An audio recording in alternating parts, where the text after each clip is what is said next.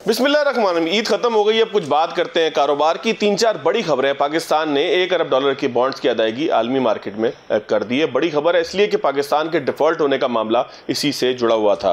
इसके साथ साथ एशियाई डेवलपमेंट बैंक की एक रिपोर्ट आई है जिसमें 3-4 चीज़ें बड़ी मज़ेदार हैं, आपके सुनने की भी हैं, तबसरा करने की भी हैं। लेकिन उससे पहले ये भी जायज़ा लेंगे कि पाकिस्तान IMF के प्रोग्राम में एक मरतबा फिर दाखिल होने की तरफ है। और इससे पहले IMF की सरबराह कहती हैं कि पाकिस्तान कामयाबी के साथ तमाम मामला हल कर रहा है, लेकिन इस्लाहात का अमल जारी रहना चाहिए क्योंकि अभी भी बहुत सारी चीज़ों में कसर बाकी है। एशियन डेवलपमेंट कहता है कि इस्लाहात पर अमल किया गया तो माशी बहाली का अमल इस साल ही मुकम्मल हो जाएगा, यानी कि शुरू हो जाएगा। मुकम्मल तो खैर ज़ाहिर है उन्होंने भी नहीं कहा और यहाँ लिखा हुआ भी नहीं है, मैंने मुँह से कह दिया है। लेकिन वो कहते हैं कि इस्लाहात पर अमल हुआ तो माशी बहाली का अमल इसी साल शुरू हो जाएगा। सियासी अदम इस्तेहकाम माशी बहाली और इस्लाहात के लिए बड़ा चैलेंज है। अब सियासी अदम इस्तेहकाम से इनकी मुराद क्या है, क्योंकि नए इंतखाबात के बाद पाकिस्तान में तवक्का की जा रही है कि अब इस्तेहकाम की तरफ मामलात जाएंगे। इसके अलावा एशियाई डेवलपमेंट बैंक ये भी कहता है कि पाकिस्तान में रवा साल महंगाई 25% तक रहेगी। मेरे साथ मौजूद है अशफाक यूसुफ तोला साहब, साबिक वफाकी वज़ीर हैं। मज़ेदार बात यह है कि इन तमाम चीज़ों से लोगों के मामलात जुड़े हुए ज़रूर हैं, लेकिन करेंसी के हवाले से इस वक्त बड़ी बातें गर्दिश कर रही हैं कि पाकिस्तानी करेंसी इस्तेहकाम का शिकार होगी, इस्तेहकाम की तरफ जाएगी और डॉलर रेट गिरेगा। अगर कहा जाए कि ये गुफ्तगू तोला साहब ने हमारे ही प्रोग्राम में शुरू की थी, मैं ज़रा आपको एक क्लिप दिखाता हूँ। तोला साहब ने कहा कि 235 रुपये का डॉलर हो जाएगा और मुझे याद है कि प्रोग्राम के बाद कई लोगों ने बोला यार क्या बात है तुम तोला साहब की चला रहे हो, 235 का डॉलर कहाँ होगा। लेकिन अब टॉक ऑफ द टाउन ये है, कोई कहता है 210 का होगा, कोई कहता है 220 का होगा और तोला साहब देके गए थे 235 का रेट। और मेरा ख्याल है ज़्यादा पुरानी बात नहीं है, रमज़ान के दौरान या उसके आसपास किसी वक्त की बात है। फात भी ज़रा वो क्लिप चलाएं ताकि फिर मैं तोला साहब से उसके ऊपर रोशनी डालूं। आज आपका ये डॉलर, मैं आप वसूख के साथ कह रहा हूँ 250 से ऊपर का नहीं, 235 का है। तोला साहब ये तो बाद लोग कहते हैं 300 का है, आप कहते हैं 235 का है। मैथमेटिकल मॉडल कह रहा है आपका, मैं चलो गलत कह रहा हूँ। गोल्डमैन सैक ने कहा कि रुपीज अंडर वैल्यू बाय 20%, तो 280 से 20% निकालो, 56 रुपए निकलते हैं तो 224 का बनता है उनके हिसाब से। तो किसने फिर इसको अंडर वैल्यू किया हुआ है? हम भाई जो स्टेट बैंक बाई कर रहा है आपका, $2 बिलियन उन्होंने बाई किए, $2 बिलियन बाई किए हैं। अगर वो बाई नहीं करते इंटरबैंक में तो डॉलर तो नीचे आना था। क्लिप आपने देखा। तोला साहब मेरे साथ मौजूद है। तोला साहब बहुत शुक्रिया आपके वक्त का, ईद मुबारक हो आपको। गुज़िश्ता तो गुजरे हुए 2-4-5 दिन हो गए।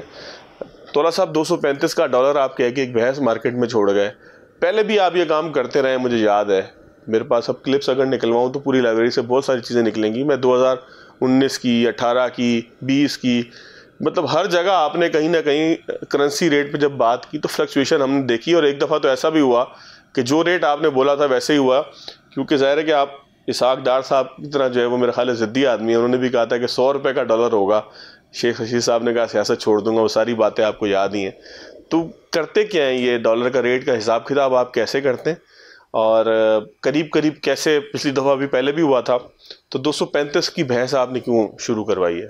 बिस्मिल्लाहिर्रहमानिर्रहीम। सबसे पहले तो गुज़श्ता से पेवस्ता ईद मुबारक आपको और नाजरीन को।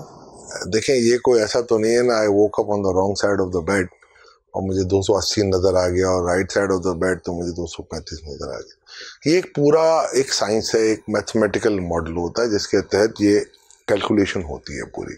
उसमें हम मरूद खातिर रखते हैं कि हमारा करंट अकाउंट डेफिसिट कितना होगा, प्रोजेक्टेड कितना, वो 3 पीरियड्स का लिया जाता है। फिर हम देखते हैं हमारा टारगेट क्या था, फिर हम देखते हैं import as the percentage of GDP कितना है, export as the percentage of GDP कितना है, और फिर इसके बाद हम देते हैं कि हमारी इंपोर्ट की इलास्टिसिटी कितनी है और एक्सपोर्ट की इलास्टिसिटी कितनी है। बिल्कुल ठीक है। उसके हिसाब से हम ये एक, आपने वर्ड सुना होगा रीर, जिसका इंडेक्स आपको हर महीने स्टेट बैंक का पब्लिश मिल जाता है। उस रीर की हम डिजायर्ड चेंज निकालते हैं, वो एक मैथमेटिकल मॉडल है, उससे निकलती है। फिर हम एक अजम्पशन लेते हैं कि इसका पास थ्रू इम्पैक्ट कितना होना चाहिए इन्फ्लेशन पे, उसके ज़रिए हम निकाल लेते हैं कि इसका इन्फ्लेशनरी इम्पैक्ट कितना है। उसके ज़रिए फिर हम क्रॉप अप करते हैं कि जी एक्चुअल वैल्यूएशन क्या होनी चाहिए। फिर हम देखते हैं कि एवरेज वैल्यूएशन क्या है। उसके बाद हम उसको निकाल के देखते हैं कि आपकी रुपये की वैल्यूएशन 3 पीरियड में क्या होती है और उसका एवरेज निकाला जाता है। तो ये कोई अक्कड़ वक्कड़ बम्बे बॉ की साइंस नहीं है। इसमें एक प्रॉब्लम था। नंबर 2, ये मैं आज से 1 साल से कह रहा हूँ, जब आप ब्लूमबर्ग ने देखा होगा 245 बता रहा था और 278 का होता था आपकी मार्केट में उस वक्त। मैं क्योंकि वजारत की टोपी पहनी हुई थी इसलिए हम कुछ कह नहीं सकते थे। उस वक्त भी हम कहते थे कि आप चले हमारी बात ना माने, इनकी बात मान लें। आज जब वो मॉडल मेरे पास खुद अपना ही मौजूद है और मैं बड़े वसूख के साथ कह सकता हूँ कि इस मॉडल के एतबार से 235 रुपए से ज़्यादा का डॉलर नहीं है, फिर आप देख लीजिए।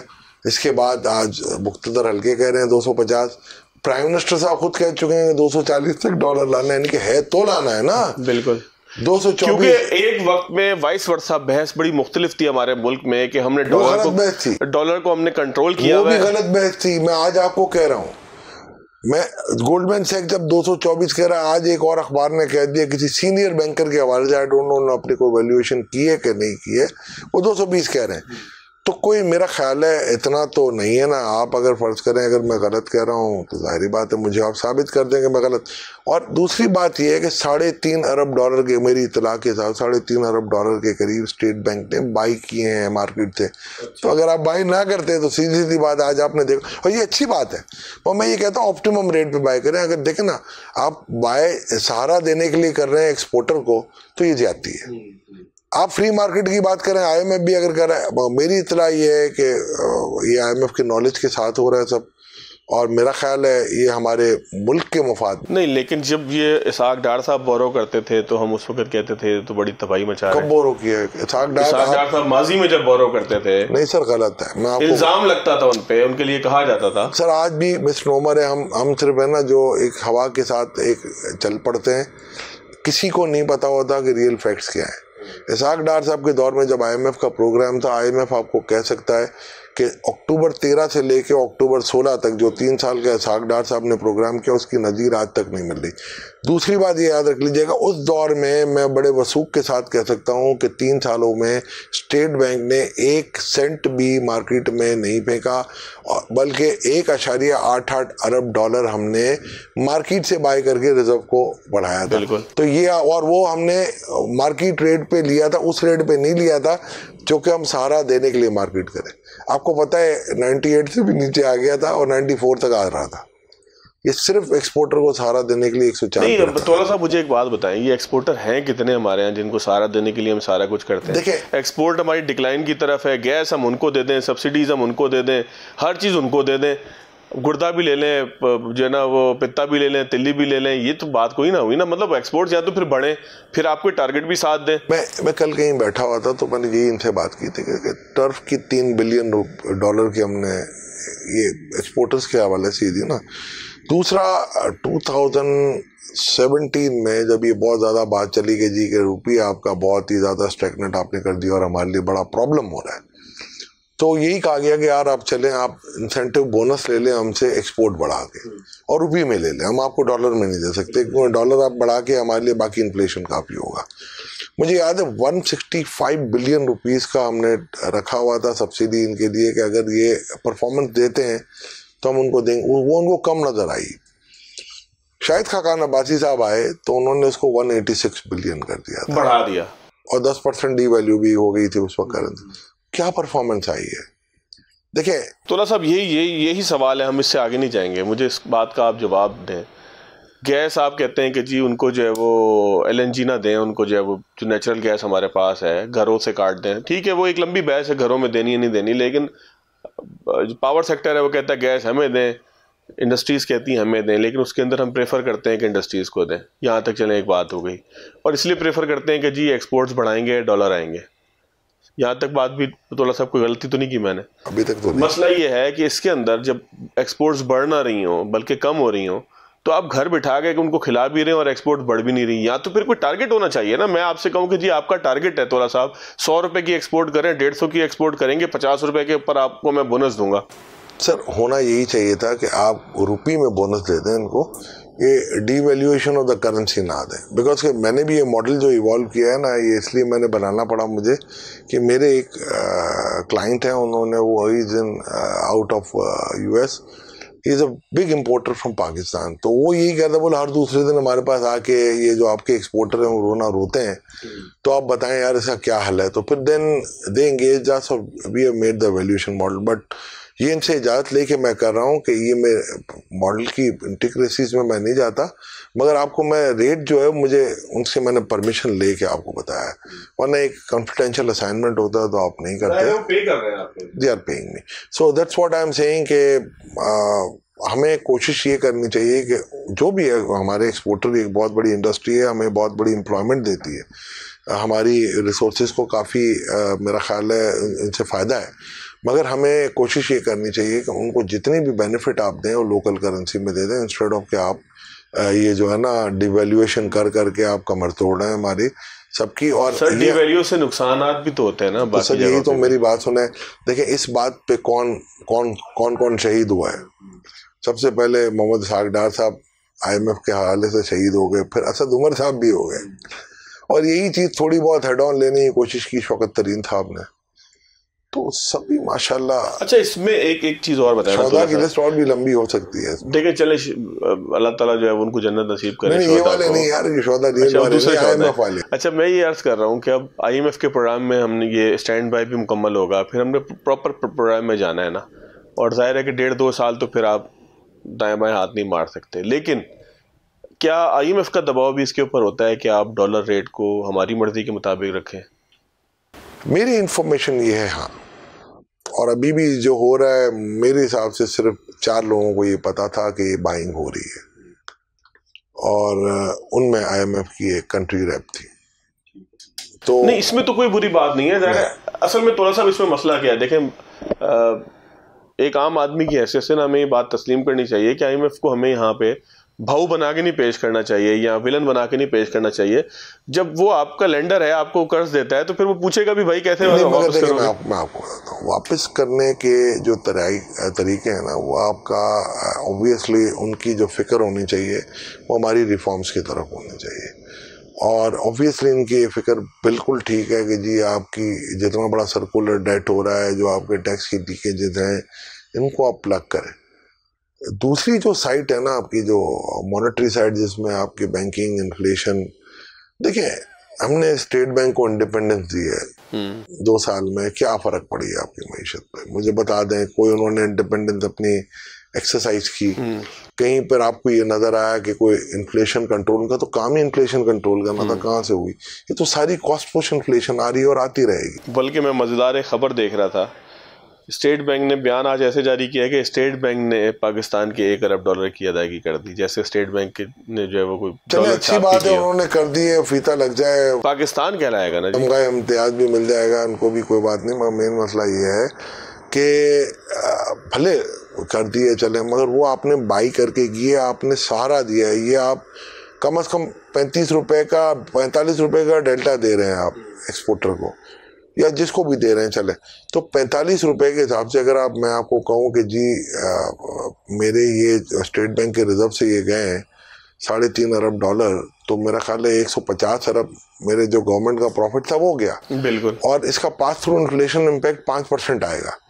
वो 5% इन्फ्लेशन इम्पैक्ट आप मुझे बताइए कि मेरे डेट सर्विसिंग को, मैं हमेशा कहता हूँ, वो कम से कम 2.5 या 4 अरब रुपए, ट्रिलियन रुपीज, खरब, 25 खरब का आपका वो है, और इसकी वजह से आप कितने और काम कर सकते हैं। तोला साहब, ये तो हो गई किताबी बातें ना, किताबी नहीं है, हकीकतन है। चले, मतलब किताबी से मेरी मुराद ये है कि ये ज़ाहिर डॉक्यूमेंटेड बातें हो गई सारी। अब मुझे बताएं प्रेडिक्शन आप अपनी, कि पाकिस्तान जो आप फार्मूला दे रहे हैं या जो आप बता रहे हैं, क्या इसमें हकीकी तौर पे भी इस पे कोई अमल हो रहा है? खबर देना आप इसके साथ साथ, क्या पाकिस्तान में डॉलर डिक्लाइन की तरफ जाएगा? जिन लोगों ने अलमारियां भरी हुई हैं, अलमारियों से कुछ नहीं होता। देखें मेरी बात सुने, जिस दिन आपने अपना रिएक्शन दिखाया, जिस दिन आपने देखा होगा कि शरत बंद हुई आपकी पोरस बॉर्डर, अब लीकेज कम हो गई है वहां से, ऑलमोस्ट नेग्लिजिबल ही है। देखे ना, जिन कमोडिटीज के लिए वो लीकेजेज होती थी, वीट वगैरह के लिए, तो वो तो वहाँ दुनिया में सस्ती हो गई है, अब तो आपके यहाँ महंगे हुए। तो अब आप ये भूल जाएं कि अब वो स्मगल करेंगे, ना ईरान करेगा ना ये करेगा। अब हमारा उल्टा डॉलर अगर जा भी रहा है तो वो पेट्रोल की, जो आपकी डीजल की जो इंपोर्ट हो रही है, जो इलीगल स्मगलिंग हो रही है इनफैक्ट, उसकी वजह से जा रहा है। अदरवाइज तो कोई ऐसा आपका घर ही नजर नहीं आ रहा आपको कि आप लेके जाएं। हाँ, अब मेरी जो वरी हो रही है ना इकोनॉमी के हवाले से, कि जिसकी वजह से मैं समझता हूँ स्टेबिलिटी या इन्फ्लेशन में करार वाकई आपकी इजाफा होना चाहिए वो है आपका ऑयल की प्राइजेस। जो अब आपके जो जंग के बादल जो मंडला रहे हैं, अल्लाह ना करे ये ईरान और इजराइल की, तो वो तो मुझे लगता है कोई मिनी वर्ल्ड वॉर होनी है आपकी, और ये पूरा आपका पूरे रीजन को घेरे में ले लेगी। और यही रीजन है जो ट्रांसपोर्ट कर रहा है सारी चीज़ें, यही रीजन है जो ऑयल प्रोड्यूस कर रहा है आपका, और इसी रीजन में और आगे जाके सैंक्शन लगनी है, और इसी रीजन से हमारा मुस्तकबिल जुड़ा हुआ है। लेकिन हम ईरान से तो नहीं लेते ना ऑयल, तो साहब उससे क्या ट्रांसपोर्ट तो होता है ना यहाँ से। आप क्या मतलब थोड़ा सा ना ये बड़ा अहम टॉपिक में ब्रेक लेके आ जाऊं। करेंसी को हम यहाँ पे क्लोज कर रहे हैं, तोला साहब करते हैं जी, करेंसी को हम क्लोज कर रहे हैं। आपने डॉलर ले लिए, अब लेकिन आप ये कहते हैं कि इसके ऊपर जो है हुकूमत भी काम करी, इम्पैक्ट आएगा? मुझे नहीं लग रहा, नहीं आएगा।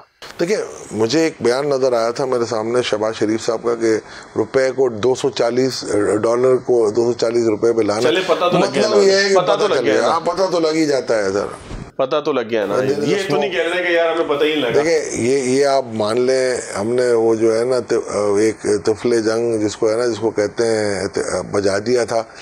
अब ये अवाम के हाथ में मेरा ख्याल है हो जाए तो पाकिस्तान के लिए बेहतर हो जाएगा। जरा आ जाते हैं थोड़ा सा एक ब्रेक ले लेते हैं, ब्रेक के बाद आते हैं। तो अगर पाकिस्तान ईरान के साथ कोई ताल्लुक नहीं है हमारा, गैस पाइपलाइन भी नहीं हो रही तोला साहब, तो इसका मतलब यह है कि अब सूरत हाल अगर जंग होती है खुदा न खास्ता ईरान की इजराइल की, तो खित्ते पे क्या असरात होंगे और पाकिस्तान मईशत के एतबार से किस हद तक उसको सह सकेगा? ब्रेक के बाद।